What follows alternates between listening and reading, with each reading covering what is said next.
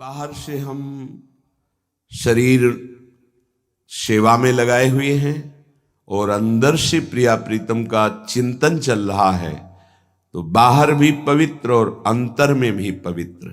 अंतर का चिंतन, स्वरूप चिंतन, लीला चिंतन ये बाद की बात है। पहले नाम चिंतन प्रारंभ करें।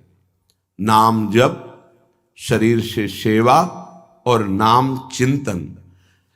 अगर हम सेवा परायण हैं तो नाम का जिह्वा से जरूर उच्चारण करें, नहीं विस्मरण होने की संभावना है। उपांशु, क्योंकि अगर हम बाहर बोलते हैं श्री जी की श्रृंगार सेवा में, कहीं हमारे मुख से थूक की छिट्टी न पड़ जाए। रसोई सेवा में है, पद गायन कर रहे हैं, कहीं ऐसा ना हो जाए। इसलिए जब हम श्री जी की सेवा में हैं तो हमारा मंत्र जाप, हमारा पद गुनगुनाना ये उपांश ही होगा। वाचिक नाम जप, नाम कीर्तन, पद कीर्तन उस समय कर सकते हैं, जैसे सोनी लगा रहे हैं, पोछा लगा रहे हैं, इसमें कर सकते हैं। लेकिन पात्र मार्जन करके रख रहे हैं, रसोई सेवा या श्रृंगार सेवा, उस समय उपांश ही होना चाहिए।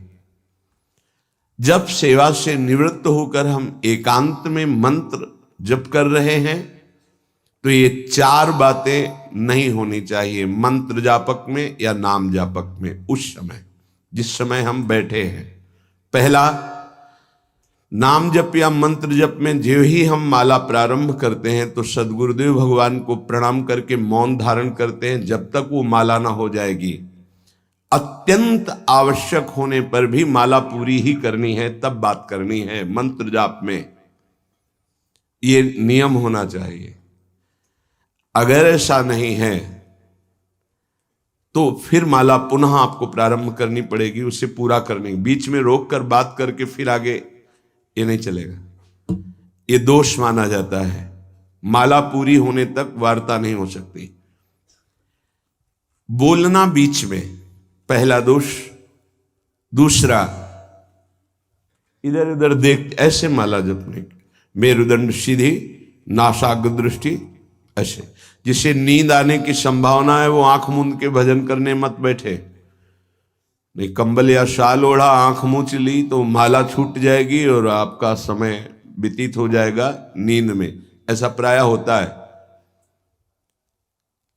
कठोर आसनों पे बैठ करके नींद ना आवे इसलिए नासाग्र दृष्टि रख के जप किया जाता है। उस मंत्र का ध्यान करते हुए आंख खुली हुई, बार बार पलक झपकना ऐसे ऐसे, ये नहीं, नासाग्र दृष्टि रखते हुए मंत्र जप करते हुए बोलना नहीं। जैसे 11 माला का नियम दिया है गुरु मंत्र का, तो जिनकी विशेष विशेष सेवाएं हैं, जब आपको समय मिले, जितना मिले अधिक से अधिक आप मंत्र जाप करें। जब आप आसन पे बैठकर मंत्र जाप कर रहे हैं तो बोलना नहीं है, माला पूरी होने पर ही बात करें अगर कोई अत्यंत आवश्यक है। दूसरा, इधर उधर गर्दन हिलाना, देखना, ये नहीं। मेरुदंड सीधी, आंख खुली हुई, आंख मूंद के नहीं जपना।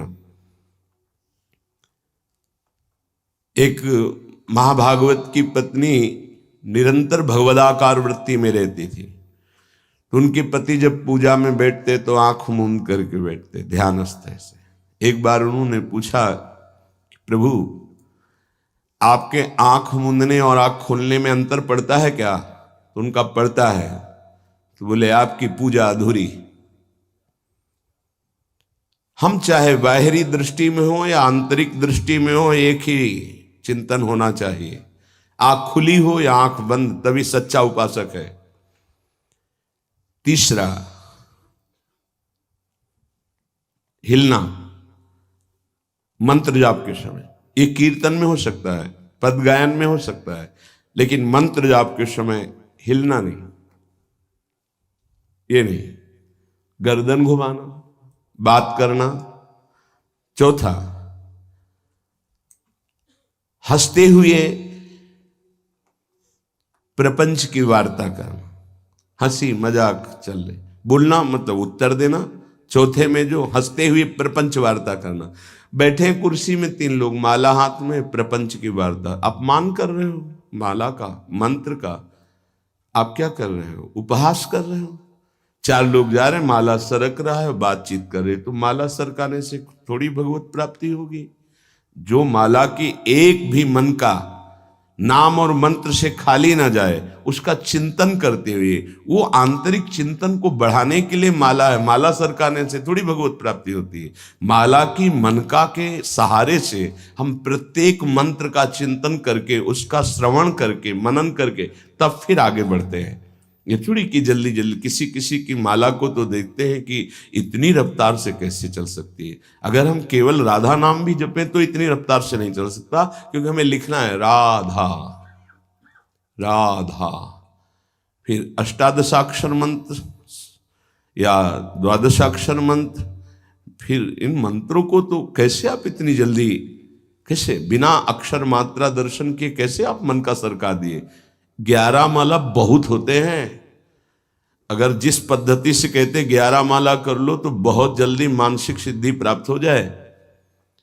सामने मंत्र लिखा हुआ है, हर बार नवीन मंत्र की रचना कर रहे हैं। हर मन के पे, एक मन के पे पूरा मंत्र लिखा, फिर एक मन के पे पूरा मंत्र, फिर मन। देखो मन कहाँ भाग के जाएगा, मन निर्विषय हो जाएगा, सच्चिदानंद की तरफ दौड़ पड़ेगा मन। जब के समय किसी को उत्तर देना, इधर उधर देखना, शरीर को हिलाना, हंसते हुए हंसी मजाक वार्तालाप करना, 4 बातें जब में निषेध है। जब काले न भासेत नान्यानि प्रेक्षेत बुधा, न कंपेत शिरोग्रीवाम दंता नैव प्रकाशयेत। 4 बातें। ए हंसी मजाक, 2 साधक चल रहे हैं रास्ते में, माला भी चल रहा है, हंसी मजाक। तुम्हारे पास समय कैसे, तुम्हारा माला कैसे चल रहा है? तुम वार्ता कर रहे हो, हंसी मजाक कर रहे हो, ऐसा नहीं, इतने सिद्ध नहीं हो गए हो। जो शास्त्र जब काले न भाषेत नान्यानि प्रेक्षित बुधा न कंपेत शिरोग्रीवाम दंतान नैव प्रकाशयेत। माला जपते समय ये ऐसे हिलना डुलना, शांत, हंसी मजाक, न दंतान नैव प्रकाशयेत, दांत नहीं दिखाई देने चाहिए। गुरुमंत्र के समय तो मुख से वायु भी नहीं निकलनी चाहिए, मुख से।